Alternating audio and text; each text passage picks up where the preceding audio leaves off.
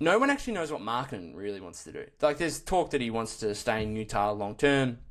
I think that would be, the general public view, I suppose, from what he would try, what his management would try and put out there. Like, I don't think, because ultimately, if he doesn't get traded, then he doesn't want to go back to a place where, he's told them he wants out, or publicly has told them he wants out. So I'm very interested, because there is a pathway here where he can kind of manipulate what he wants to do.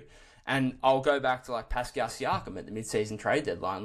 There were reports after he got traded to Indiana that he was not willing to sign an extension with the Warriors had he been traded there, and that would have been a move for 3 or 4 months max. And then the Warriors could have lost him in unrestricted free agency. And then therefore, of course, the Warriors weren't going to trade for him. So if you're Markkanen, first of all, I'm really interested to see what happens on August 6th, because we're thinking August 6th comes around and either he's not a Jazz player at that point, or he just signs the extension. Well, what if he just refuses to sign the extension on August 6th? And he could do that for a couple of reasons, right? He could do that for, okay, I want to stay in Utah long term, and so I'm going to sign the extension on August 7th, and that ensures that they cannot trade me at least until next offseason. That takes away their opportunity to trade me at the mid-season deadline. He could do that. He could also opt out and say, look, I'm not signing an extension because I don't want to be here. I want to get traded to the Warriors, or I want to get traded elsewhere. And if he's unwilling to sign an extension, then again, going back to the Siakam point, who is going to be willing to trade for a guy if he says, if the Spurs or something say, and I don't think this would happen, but if Markkanen said, I want to be traded to the Warriors, he could say to any other prospective team, okay, you can absolutely trade for me, but I'm not signing an extension with you. I'm leaving as an unrestricted free agent in less than a year. Okay, so who's going to give up the multiple first-round picks that Utah want in that scenario?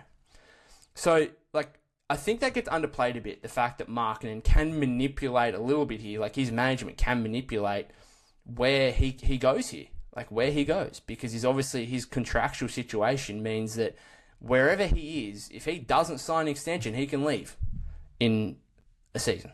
He can do that.